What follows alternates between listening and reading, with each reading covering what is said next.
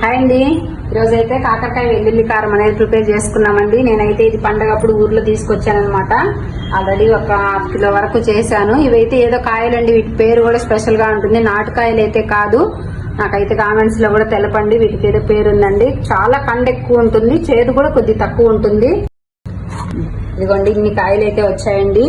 3 కాయలు అంటే ½ కిలో వరకు ఉన్నాయి. నేనైతే ఇంకా గింజలంతా కూడా ఏం తీయబడలేదు. ఆయిల్లో గింజలు అయితే కూడా మంచి టేస్ట్ ఉంటాయండి. నేను ఆల్రెడీ ముందే వాష్ చేసేసుకునేసినాను కాయలు. ఆయిల్ ఎక్కువ అని మాత్రం కామెంట్ చేయొద్దు, కొన్నిటికి తప్పదండి.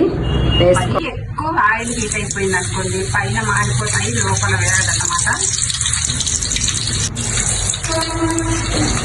కారం అయితే రెడీ అయిపోయిందండి. మనకు రెండో కాకరకాయ ఓ పక్క వేగుతుంది. వెల్లుల్లి కారము చాలా సింపుల్ గా అండి, అన్ని పొడిలో కాబట్టి ఒక 5 మినిట్స్ లో దంచి పెట్టేసుకున్నాము.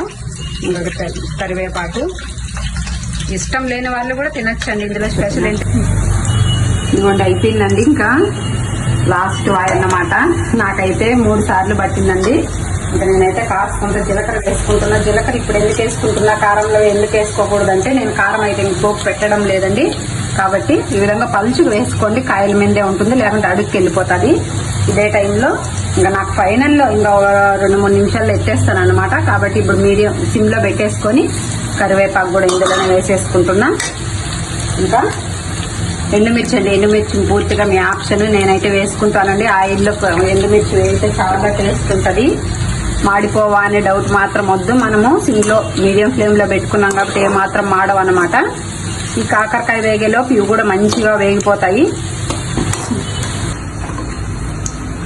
అయిపోయిందండి, ఇంకంతా తీసేయడమే. చూడండి మిర్చి కూడా ఎంత మంచిగా వేగిందే కానీ అస్సలు మాడలేదు. ఆయిల్లో ఎండుమిర్చి చాలా టేస్ట్ ఉంటుందండి. నేనైతే అస్సలు వదలను, చాలా టేస్ట్ ఉంటుంది, బాగుంటుంది.